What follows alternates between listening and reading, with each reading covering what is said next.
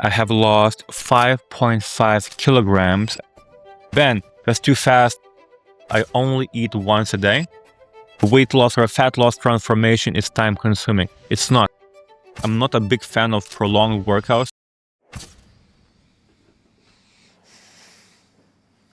So over the last 7 days, I have lost 5.5 kilograms and I went down from 112.3 kilograms down to 106.7 kilograms, which is roughly around 12 pounds. Now you might say, Ben, that's too fast, that's whatever, right? Not really. You have to look at the context. First of all, I want to address this because I wasn't really weighing 112.3 kilograms or in a range of 112 point whatever kilograms in that range for a prolonged period of time. I was there for about 2 to 3 weeks. And before that, I was about 110, 111 kilograms for, let's say, 2 months before that. Because if you remember, I mentioned in the first video that I made for this particular transformation that I gained a lot of weight, about 15 to 20 kilograms in about 18 months period. So I was not stagnant or stuck or plateaued in a specific high weight range. So that's important to note because if that's the case, there's a lot of water weight and the fat that I was adding is just, so that's important to note because there's a lot of water weight associated with that. So there's a little bit of illusion of about 2 to 3 kilograms of water that is being flushed out from the system, especially during those first initial phases. And also partially because I'm doing prolonged fasting periods during this 7-day period. And again, I'm not recommending fasting to everybody. So that's a disclaimer right there in terms of more prolonged periods of time right away, because it's always best to start with something that is more in between, something like intermittent fasting instead of prolonged fasting, unless your body is used to it and unless you are relatively healthy and you don't have any chronic conditions. All right, so what do I want to talk about today? Now, timing of the meals. I still don't want to get into particular meals yet because that's not as important right now. But there are a few rules that I particularly follow during these 7 days. Number one is on the days that I eat, I don't exceed 2,300 calories, which is about 20, So on the days that I do eat, I do not exceed 2,300 calories, which is kind of like my benchmark. So whether I'm doing more intense workouts or light workouts or no workouts at all on that particular day, I'm still below that threshold. So there is no day that I am not losing fat and losing weight, right? Every single day.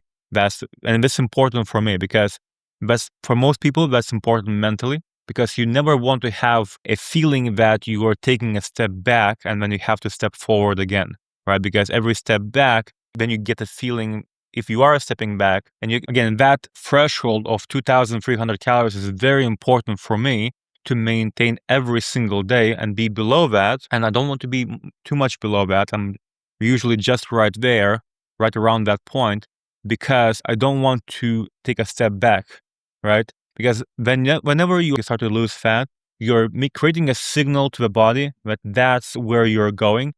So you don't want to create confusion for the body to say that, okay, I'm not sure, right? And then all of a sudden, let's say you gain back half a pound, full pound, or 1 kilogram, or whatever, however much it is. You don't want to send a signal to the body that, okay, you're not losing it anymore, and maybe today I'm going to gain a little bit, right? So that's a strong belief that I have. Now, the other important principle that I do follow during these 7 days, and I'm going to keep following that, is I only eat once a day. And the timing of that meal is always somewhere between 9 a.m. and 3 p.m. So I'm very particular about it because I want to only consume food when my digestive system is at its peak. I don't want to consume food before sleep or right after I wake up. And there are studies that have proven that the digestive system is the most ready to absorb food, to digest food, and go in terms of different organs throughout the body during those hours. And it's actually much closer to around 1 p.m. But I usually want to give myself some range because, I'm running a business. I have other things to do. So it's not always exactly at a particular hour. Now, the other aspect that's very important for me during these 7 days and moving forward is maintaining my productivity. Now, what I want to discuss is the concept of elimination. Because most people will think that a weight loss or a fat loss transformation is time consuming. It's not, right? Because elimination is a more important part than addition, right? You don't have to add more workouts. You don't have to run for 2 hours a day. For the most part, it's a particular restriction around when you eat and what you eat rather than adding things. Because usually people try to compensate, right? Let's say they overeat and then they have to overtrain, right? They have to train more to compensate the amount of energy that they consumed on the other side.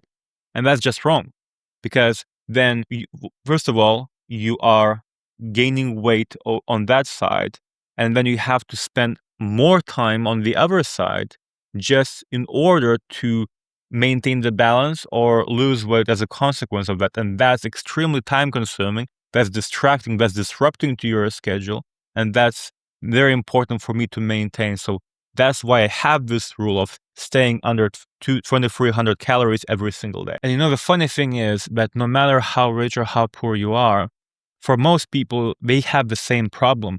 They cannot sustain a particular strategy long enough to see the benefits of it. And they are too reactive to any feelings that they get, let's say the lack of energy during initial phases or anything like that. So for example, with eating once a day, especially if you are ready for something like that, right? And you passed first 3-4 days, it's so easy to maintain that, but most people never get to that point.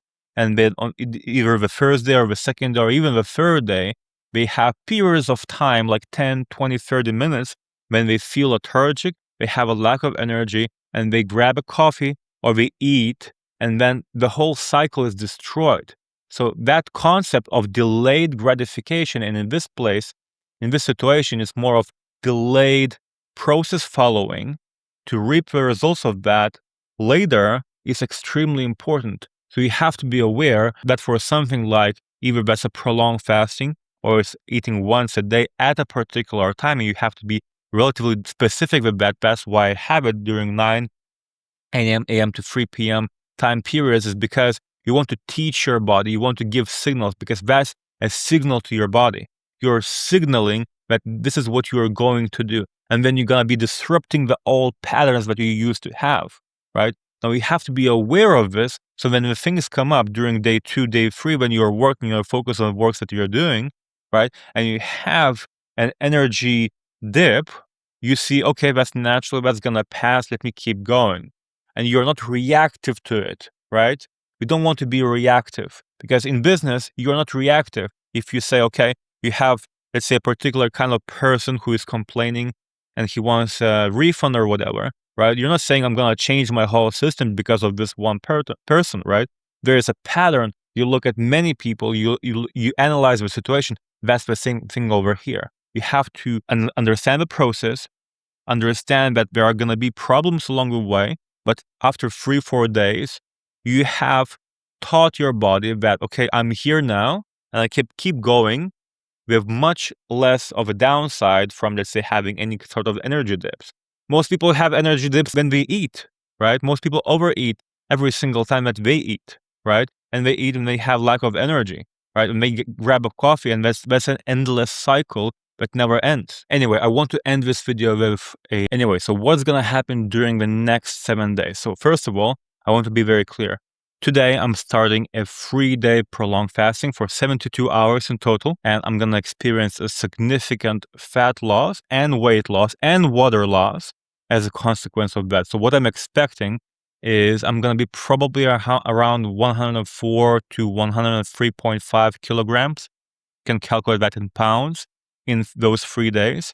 And after that prolonged fasting, then I'm going to eat, and I'm going to maintain that 2,300 calorie threshold. I'm going to bounce back a little bit because I'm going to regain some of the water that I lost during those 3 days, right? I'm going to make a separate video about prolonged fasting if you're curious, and how does it work and what are the benefits of that, possible downsides if you don't do it right. So that's the first step. And after that, I'm going to maintain my eating of once a day. And also I'm going to be training as I have been training so far, which is I do either slow or more intensive cardio every single day.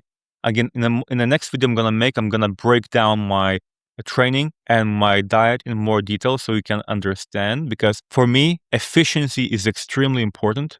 I'm not a big fan of prolonged workouts unless we are on a day and have a specific goal I want to achieve. Let's say on Sunday, I want to do a longer cardio session of 2 to 3 hours, and I have a specific reason for that. But for the most part, you don't really need that as a business owner, as an entrepreneur, as a high achiever. You want to be as compact as possible, and you want to minimize the amount of time you spend on eating, food preparation. If somebody is cooking for you, you have a maid, you have a chef or whatever, right? You want to minimize the time when you eat, and you want to minimize the time that you work out. But you have to do, and you want to do enough so you reap the maximum benefits from that, right? So this is how my next 7 days are going to look like. So after prolonged fasting, I'm going to be jumping back on in eating and maintaining that threshold for another about 4 days. And what's going to happen afterwards, I'm also going to be sharing with you on this channel right here. Again, look forward to the next video. In that video, I'm going to be breaking down in terms of diet and in terms of fitness and exercise that I'm doing. I'm going to break it into little pieces so you understand how much time is that consuming, what are the reasons for that, or what are the reasons behind that. So again, I'm looking forward to seeing you in the next video, and I hope you got a lot of value from this one, and at least maybe it inspired you to make an important change in your life as well.